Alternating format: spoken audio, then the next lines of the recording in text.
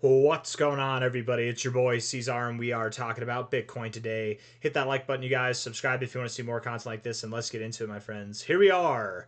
Here we freaking are, man. We are right at about, we're on, it's Friday. It's the 28th of March. Long awaited day. This week went by pretty fast, but again, it was, this is something that we anticipated, was that it would be moving sideways. It'd be boring because, again, I think there is a lot of the reason why this call came up in the first place, the reason why I was expecting something like this to happen, and I'm sure a lot of people were, I'm sure I'm not the only one, is because this date, April 2nd, I think there's a lot of uncertainty hinging around it, right? There might be certainty on both sides of good things, of bad things to come, but overall, the general consensus to me seems to be a bit of like a wait and see kind of moment. And I think as we're getting closer, right, we will begin to make our moves up or down and see what we're doing here. I will say that consolidating at these areas, I want to say it's good, but I don't know. I mean, I guess it looks good. It looks better than it does worse. But assuming this to be a negatively received event, or at least negatively implied event, I would think that we move down ahead of time and we see some kind of a sell off before the event. Again, now that we're getting closer, it's the end of the stock week here. We have one more day to go. I'm wondering if once the stock market closes on Friday, if that will finally begin this onslaught to the downside. Because guys, remember here, there's other factors at play, right? And I'm not saying that any of this is true what I'm about to say. I'm just painting a picture, something that makes sense in my head, and maybe it does, maybe it doesn't. Maybe none of this matters at all. But there are a bunch of institutional ETFs and on ramps that involve Bitcoin specifically, right? That if Bitcoin drops over the weekend, but it comes back up by the beginning of the stock market week, they won't get hurt. They're not going to be affected. And Bitcoin has more than just Saturday and Sunday to work with, right? It's got, for people in America, it's got the end of the stock week, which is Friday. It is during Friday, so you've got like half of Friday or a little portion of Friday. And then you also have half of Monday because the stock market doesn't open immediately once Monday becomes a day. In fact, according to this chart, the stock market would open a whole, like, what would be like 14 hours, 13 hours later, 15 hours later, something like that, like in the new day. So I'm just saying it comes to like halfway through Friday, or maybe at the very end of Friday by the way of this chart, and then by the end of that Monday, you have 3 days to do your thing. I mean, in 3 days time, you can move down a lot. In one day's time, you can move down a lot and come back. It wouldn't surprise me if we saw a lot of this move take place over the weekend, and then potentially before the stock market opens, like we did on February 3rd here, pump back up to mitigate the drop that happens. Does that make sense? There's not just ETFs or financial institutions at play that maybe if they're crypto friendly, maybe if they're Bitcoin friendly, maybe they're buddy buddy with the current president, and maybe there's some manipulation going on or coordinated effects to drop the prices down, cause capitulation. I don't know. And I'm not blaming the administration for it. I'm not trying to attribute that to any specific entity, but I'm just saying, what if this might not be such a hard conclusion to make. What if the rich people in the world, what if the wealthy people in the world, the elite, what if they all have an agenda, a plan, and they're all in on it together? And the best way to not hurt their stocks, their ETFs, would be to have this happen during market closing hours. And then by the time the market opens, the price recovers dramatically in a spectacular fashion. And this mitigates the harm that is done to these ETF inflows, and it might even boost them because there's some kind of resolution that's happened over the weekend with a clear upcoming of the price moving up, because the news that is perceived to be negative on April 2nd actually turns out to be not that big of a deal, like it was on February 3rd here. I don't know. Does that make sense? Do I sound like a crazy person? I don't know. And maybe it's total nonsense. Maybe everything I said is nowhere near the truth, but it's just a story. It's just a painting in my head. It's a picture I'm drawing up, right? I don't know. And maybe it comes to fruition, maybe it doesn't. Maybe all of what I'm saying happens. Maybe we drop down here, we find a lower low, and then we pump going into that Monday. Maybe we do that, and April 2nd's on a Wednesday. So, Monday's over here. Maybe we drop over the coming days, and then we pump early in that Monday, and maybe it's, that we're down here, and then early Monday we pump back up. We're still down from where we closed Friday, but we're at least higher than the lows, right? We're at least above this low, so it like maintains structure for some of the more institutionally backed charts that only operate during the business hours of the week. What if all that happens still, and none of the the other stuff is true, right? I don't know. You know, I'm just saying I do anticipate that we're going to get a drop at the end of the day. I don't know how much of that makes sense or not, but I'm just going to stick with it, I guess. I'm not going to. It's not that I'm just going to stick with it, I guess. It's that I'm not going to remake this video, even though I sound kind of like I'm a babbling madman. I feel like, or maybe not. I don't know. Maybe I'm just judging myself too much, but maybe the price doesn't even go down. If this is the low, what we need to see is a price that is above $91,000. And it's very possible, you guys, that before we go lower, we could have some kind of fake out to the upside and then drop. Just because we hit 91K, just because we get above 91K does not mean we're valid in this being a low yet. We need 2 days in a row to close above 91,000. If we can do that, if we can close above this daily high close here, if we can close above like technically $90,800, $90,900 for 2 days in a row, I would flip bullish. I would think that we have found our low and that we're moving up, and that this whole idea that we go lower, it's off the table, right? And I might not be accurate for this little bit here, but we'll definitely flip bullish for the part that matters, right? We might miss that tiny sliver, but we'll get the rest of it for sure. And somebody asked last time I mentioned something like this. They're like, "What do you mean you're going to miss this part, but then you'll get the rest of it? Are you out of the market, or are you just going to buy back in at there? What's happening? I thought you didn't sell." I haven't sold any of my cryptos. I've only bought more. What I mean by we'll get it is like if you were trading it, in the thoughts of trading it, right? This is the perspective that you'd have, is like it's okay to be wrong. It's just not okay to stay wrong. Does that make sense, right? So you can be wrong for a little bit, but don't stay wrong for the whole move, right? You can get it. And in the aspect of trading, yes, if you were out of the markets right now because you're bearish, and then it went up here, you'd probably be forced to buy back in at those areas if everything I'm saying happens for the bullish effect. But that's not my case, right? I'm not trading this. I'm just holding it. I'm not trading right now at all. I haven't sold any of my cryptos. I've bought more cryptos, if anything, and I'm prepared to buy more. I've got some money on the side to buy more. And if we go up, and I don't get to put that capital on the side, I don't get to put that in at lower prices, guess what? I'm fine, man. I'm totally fine. Like this, I'm basically fully deployed into the market. So I hope I'm wrong. I hope I'm right in the sense that I get to buy more price or more stuff at a lower price. But if I'm wrong, we're still making money. So I don't really care. Right or wrong, who cares? But if I had to guess what direction the price is going to go, all the madness aside, or maybe it makes sense. I don't know how I'm sounding here, man. I think that we go down to 74 to 70K, probably right below 72K. Same kind of thoughts. 73.7, 70,000, 66, 67,000, 66,000. Any and all of that could happen afterwards. And make no mistake, you guys, I'm very, very bullish on Bitcoin. Very, very bullish, right? Long term, short term bearish, long term, mid term, super bullish. April, May, June, they're all going to be good, man. All of them. All of them.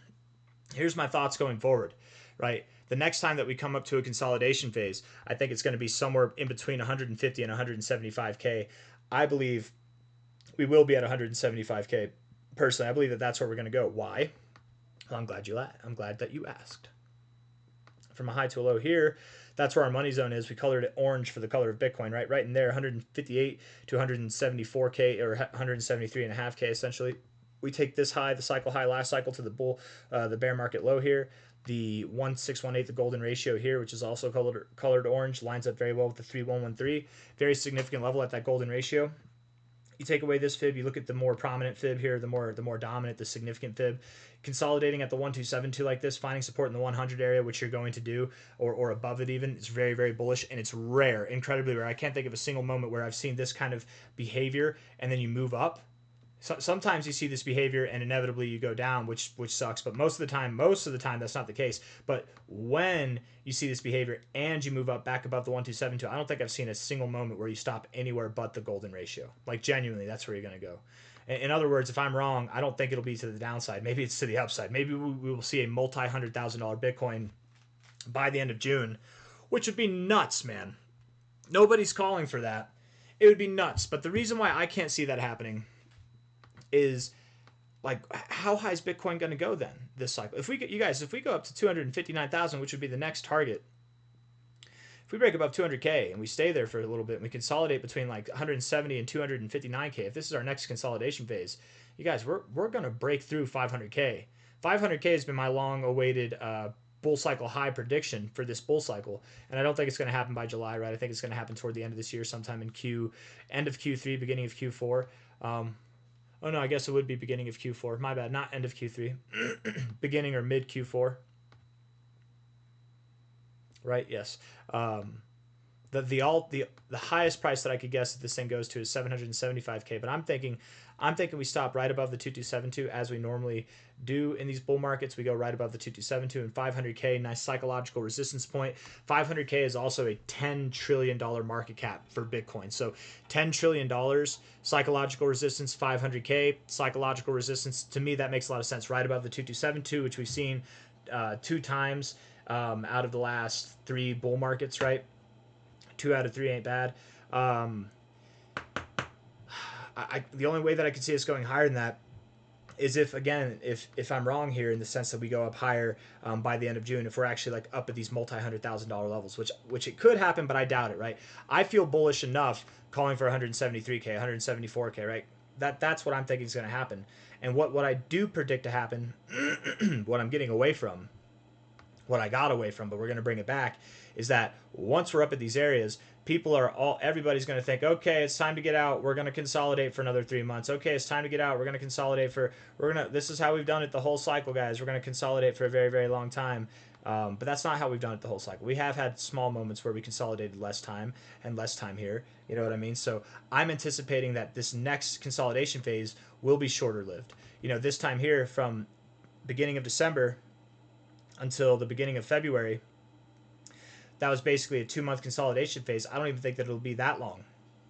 This one here, we consolidated, I don't know, essentially from the end of January and then broke out in the beginning of March. That was like a month and a half. I could see that. A month and a half, maybe even less than a month long, 4 to 6 weeks, 7 weeks, 8 weeks at the most. Yeah, I could see that happening.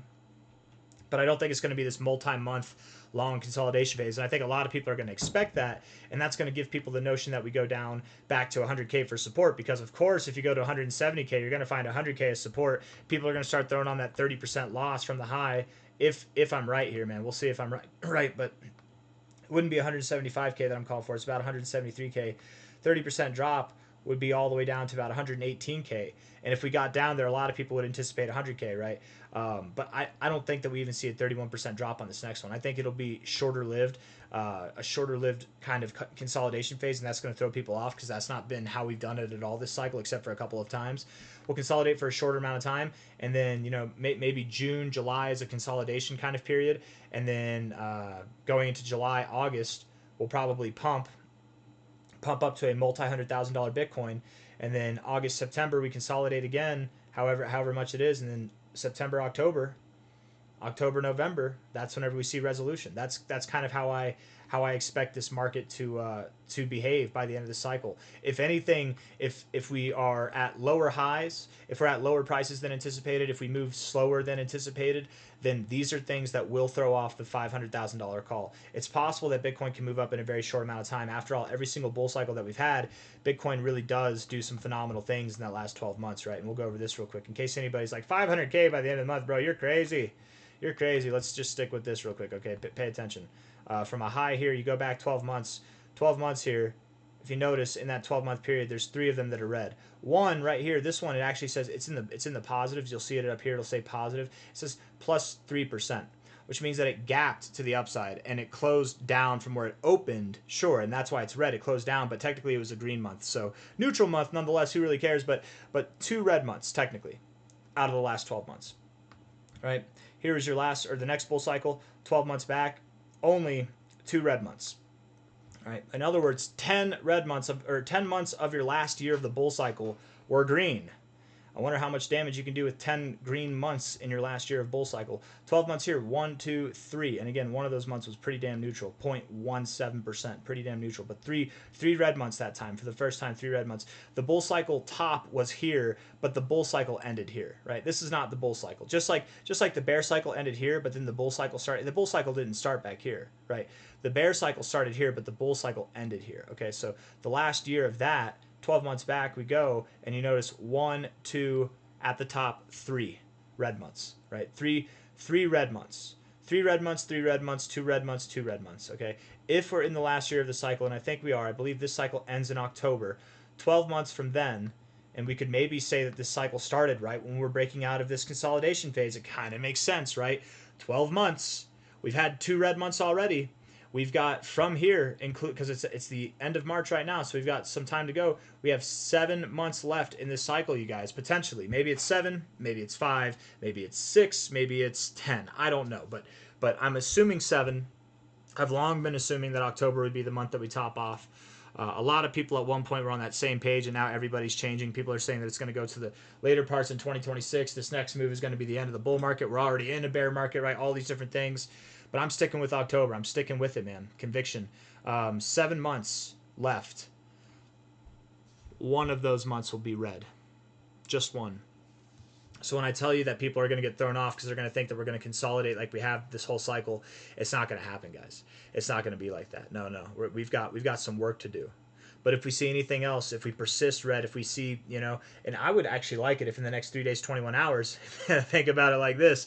If this month can close red, then statistically speaking, we're pretty damn good for the next 7 months being green, you guys. How phenomenal would that be? So we want March to close red. We want this drop to happen. We want the 3 red months in a row, even if, or not 3 red months in a row, I suppose, but even if we get 4 red months, whatever, I'll still take six green months on that. Even if we get like more than that, we could have 5 green months. But all I'm trying to say here is that last year of the bull cycle, it's anything but underwhelming. It's a very bullish case of events. And the last cycle, which sucked, it was absolutely terrible.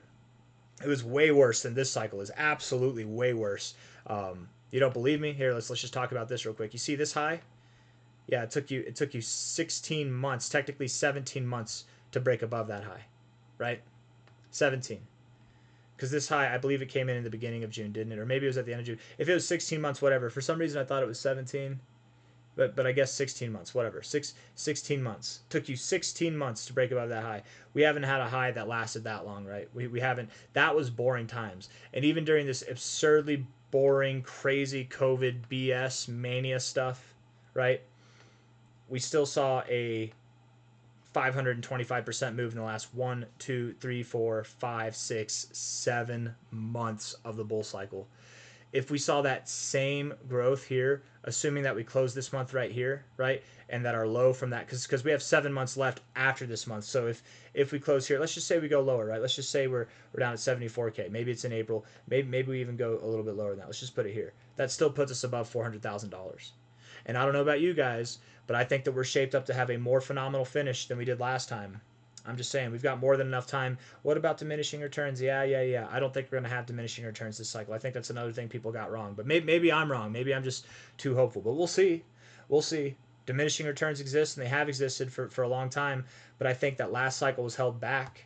I think we can observe that. I'm going way off the deep end here. I'm meant to end this video already. But high to a low, you went just above your 2272, right? Just above it there. High here to a low here, bull cycle high to bear cycle low, you went just above the 2272 yet again. This cycle, which again was terrible, it was an absolutely terrible cycle right here from this high to this low. We only went to the 1618. I'm assuming this cycle is not going to be terrible. I'm assuming that we're geared up, we're more bullish than ever. The fundamentals have only gotten better for crypto and for Bitcoin specifically. I don't think we're going to stop at the 1618. No, that's our next target. That's end of May, end of June time, right? Our end of cycle target is going to be the 2272 or higher. You know what I mean? That's why I think that's going to happen. And I forgot where I was going with this. There's some kind of point that I was trying to make before I got distracted. But long story short, yeah, I mean, if we don't see as miraculous of a move by the end of May or June, I'm going to stop talking about 500K. We're going to have to start rethinking it. If we see something more miraculous than I'm anticipating by the end of May, by the end of June, we might have to start considering 775K. But time will tell. We'll see how it goes. I don't know. I've got nothing else to say, guys. Hit the like button, subscribe. Bitcoin, I'm definitely bearish on in the short term, but I might be one of the most bullish people in the market as far as the end of cycle stuff goes, okay? Make no mistake. Hit the like button, subscribe. I'll see you on the next one. Take care. Bye-bye.